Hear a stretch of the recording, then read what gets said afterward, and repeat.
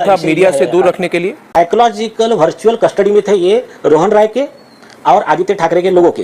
किशोरी पेडनेकर इनके घर पे आई, इनको प्रेशराइज किया, इनको कहा कि आप नीतीश राणे जी के खिलाफ में, नारायण राणे जी के खिलाफ में कंप्लेंट आप साइन कर दो तो आपके बेटी की बदनामी बंद हो जाएगी। इस टाइम पे ये इंसिडेंट हुआ था, उस टाइम पे उद्धव ठाकरे का गवर्नमेंट चल रहा था।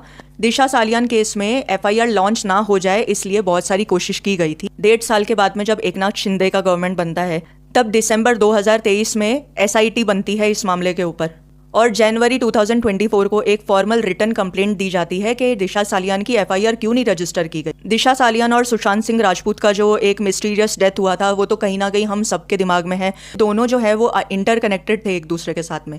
तो जो दिशा सालियान के लॉयर है वो ये कह रहे हैं कि सुशांत सिंह राजपूत को दिशा सालियान ने कुछ ड्रग कार्टल से रिलेटेड कुछ इन्फॉर्मेशन दी थी, जो इन्फॉर्मेशन सुशांत सिंह ने अपनी लिव इन पार्टनर यानी कि जो रिया चक्रवर्ती है उसको पास ऑन की थी और रिया चक्रवर्ती ने ये इन्फॉर्मेशन आदित्य ठाकरे को बताई थी और आदित्य ठाकरे ने ये जान लिया कि अब इन लोगों का जिंदा रहना बहुत ज्यादा खतरे से खाली नहीं है। तब 8 जून को दिशा सालियान का मर्डर होता है। उसके ठीक एक हफ्ते के बाद में सुशांत सिंह राजपूत का मर्डर हो जाता है 14 जून को। और जिस दिन दिशा सालियान का मर्डर होता है यानी 8 जून को, उसी दिन रिया चक्रवर्ती सुशांत सिंह का घर छोड़ के चली जाती है और ये दिखाती है सबको कि इन दोनों के बीच में कुछ ब्रेकअप चल रहा था, कुछ ना कुछ मन मुटाव चल रहा था। इसके चलते इसने सुशांत का फ्लैट छोड़ दिया है। जो पुलिस इन सारे मामलों को इन्वेस्टिगेट कर रही थी उस पुलिस के ऊपर तो ऑलरेडी बहुत सारे इल्जाम लगे हैं।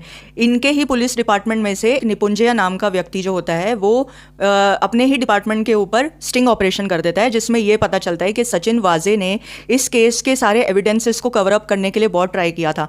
मुंबई पुलिस के असिस्टेंट कमिश्नर ऑफ पुलिस निपुंजय, इन्होंने खुद इसी पुलिस डिपार्टमेंट का स्टिंग ऑपरेशन किया और स्टिंग ऑपरेशन पेन ड्राइव में कि इस केस में दिशा का डेथ और सुशांत का डेथ, ये मर्डर को सुसाइड दिखाने के लिए सचिन वाजे एंड परमवीर जो भी उन्होंने नाम लिया है उसमें इन लोगों ने प्लान किया था।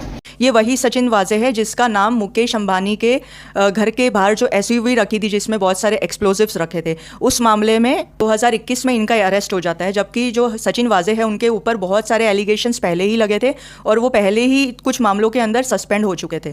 तो यहाँ से पता चलता है कि बहुत सारे एविडेंसेस का टैम्परिंग हुआ है और जो सीबीआई है उसने भी कुछ आंसर नहीं दिया। उन्होंने तो क्लीन चिट दे दी थी आदित्य ठाकरे को। तो इन सारी चीज़ों के पीछे क्या सच्चाई है हमें नहीं पता, लेकिन हम इतना बहुत ज़्यादा श्योर है कि ऐसा बिल्कुल भी पॉसिबल नहीं है कि दिशा सालियान जो अपने करियर में इतना अच्छा कर रही थी, जो बॉलीवुड सेलिब्रिटीज की मैनेजर थी, बहुत सारा काम कर रही थी, वो ऐसा नहीं था कि घर पे बैठी थी या उसके पास कोई रीजन था सुसाइड अटेम्प्ट करने का। सडनली वो सुसाइड अटेम्प्ट करती है और 14th फ्लोर से गिर जाती है। उसके बॉडी पे एक भी चोट का निशान नहीं है, लेकिन पुलिस वाले जो हैं उसे सुसाइड बता देते हैं।